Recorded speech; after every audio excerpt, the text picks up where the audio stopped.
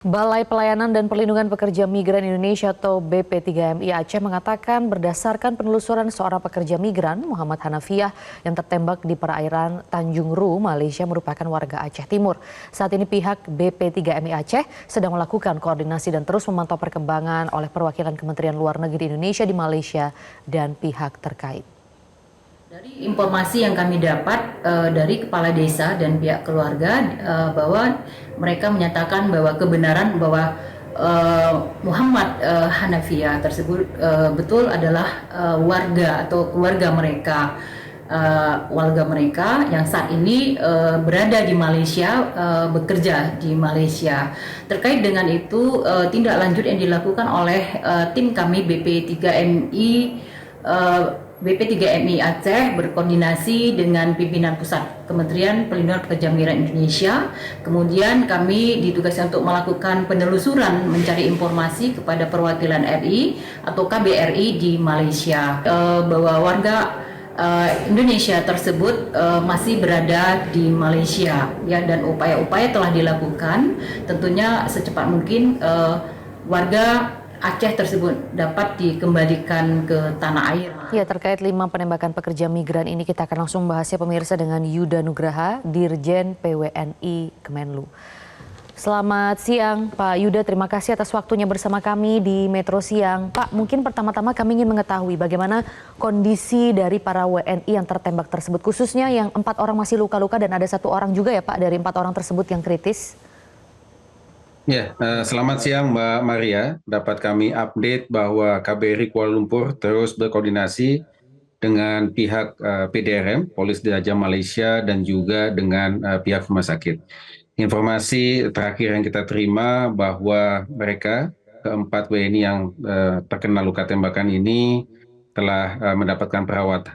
Ya, memang ada yang kritis, ya, sedang terus dilakukan upaya perawatan lebih lanjut. Oke, kapan mereka akan dipulangkan, Pak? Ya, terkait dengan proses pemulangan, tentunya kita menunggu dari hasil proses penyelidikan yang saat ini sedang dilakukan oleh pihak PDRM. Dan setelah itu kita juga sudah meminta akses ke konsuleran untuk bisa menemui keempat WNI tersebut untuk bisa kita verifikasi identitasnya dan juga kita dalami kronologis kejadian pada saat insiden penembakan itu terjadi.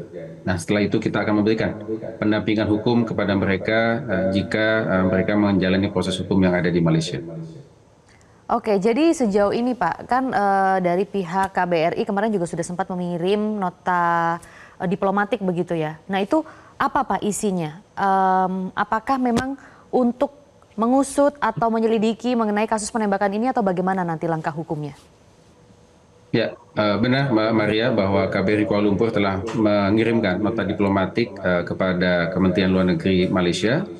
Sebagaimana juga sudah disampaikan oleh Bapak Menteri Luar Negeri, ya, pertama kita menyesalkan ya, terjadinya korban jiwa dari insiden ini. Kemudian kita juga mendorong dilakukannya proses penyelidikan secara menyeluruh terhadap insiden ini. Apakah tindakan yang dilakukan oleh aparat APMM, Agensi Penguatkuasaan Maritim Malaysia, sudah dilakukan sesuai prosedur, ataukah ada kemungkinan penggunaan kekuatan yang berlebihan, excessive use of force? Baik, sudah adakah tanggapan mengenai nota diplomatik tersebut atau misalnya adakah komunikasi yang sudah terjalin antara pihak KBRI di sana, kemudian dengan Kemenlu dan juga dengan pihak Malaysia, Pak? Sudah. Jadi dalam konteks komunikasi sudah dijalin sejak awal kejadian ya, hingga saat ini, dan kami juga terus mendapatkan update dari pihak Polis Dirgantara Malaysia. Informasi terakhir yang kami terima bahwa jenazah warga negara Indonesia atas nama B asal Provinsi Riau telah menjalani proses otopsi dan jenazahnya sudah dapat diproses untuk kepulangan. Nah, saat ini KBRI sedang menguruskan proses pemulasaran jenazah dan pembuatan dokumen-dokumen yang diperlukan serta mengatur proses repatriasi jenazah secepatnya ke Indonesia. Baik, nah dari semua informasi yang dihimpun dari KBRI maupun Kemenlu, apakah bisa dibuktikan Pak tindakan ini merupakan excessive use of force atau tindakan yang merupakan penggunaan kekuatan berlebihan seperti yang memang sudah dijelaskan oleh Pak Yuda tadi dan juga oleh P2MI ya? Ya, tentunya proses penyelidikan ini menjadi kewenangan dan kedaulatan hukum dari pihak Malaysia. Ya, yang ingin kita dorong adalah proses penyelidikannya agar terang benderang apa sebetulnya yang terjadi dalam peristiwa tersebut. Ya, tentu kita memahami bahwa menjadi kewenangan dari pihak Malaysia untuk melakukan proses penegakan hukum. Namun di sisi lain tentu proses penegakan hukum itu ada prosedurnya. Nah, kita ingin melihat apakah aparat sudah melakukan prosedur tersebut. Ya, dan apakah penggunaan kekuatan mematikan, ya, penembakan itu diperlukan. Ya, seperti itu. Baik. Itu yang akan kita dalam.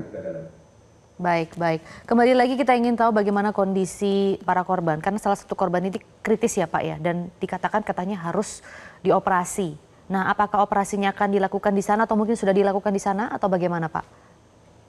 Ya, tentunya kita ikut kepada arahan medis yang diperlukan. Tentunya untuk melakukan tindakan memerlukan konsen dari yang bersangkutan. Kita sudah mendapatkan indikasi ya, bahwa kita dapat izin untuk menemui mereka pada hari Rabu besok. Ya, kita akan coba yakinkan bahwa tindakan-tindakan medis yang diperlukan kiranya bisa segera dilaksanakan. Oke, lalu Pak, ke depannya apa langkah-langkah yang akan dilakukan dalam tempo waktu yang singkat ini begitu ya, mengenai kejadian ini? Misalnya tidak hanya pemulangan mereka, tapi juga bagaimana tindak lanjut proses penyelidikannya? Ya, tentunya yang paling immediate yang sedang kita upayakan adalah proses pemulangan jenazah. Ya, insya Allah secepatnya dapat kita pulangkan ke Indonesia. Dan yang kedua, kita melakukan akses ke konsuleran untuk bisa bertemu dengan 4 WNI kita. Pertama, kita akan memeriksa kondisi kesehatan, melakukan verifikasi identitas, dan kemudian juga mendalami kronologis kejadian. Nah, setelah itu kita akan memonitor proses penyelidikan yang dilakukan oleh pihak Malaysia. Kita juga siap untuk memberikan pendampingan hukum kepada WNI kita. Kita telah memiliki retainer lawyer untuk bisa memberikan pendampingan hukum, termasuk untuk juga membantu memonitor proses penegakan hukum. Dan kedepannya tentunya kita berharap ya kejadian seperti ini tidak terulang kembali. Ya.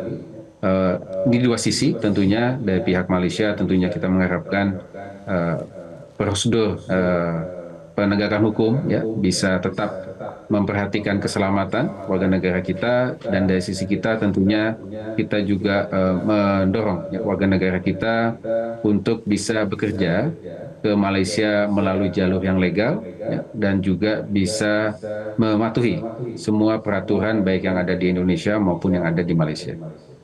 Baik, Dirjen PWNI Kemenlu Yuda Nugraha, terima kasih Pak Yuda sudah memberikan informasi dan keterangan di Metro Siang bersama kami. Jelajahi cara baru mendapatkan informasi. Download Metro TV Extend sekarang.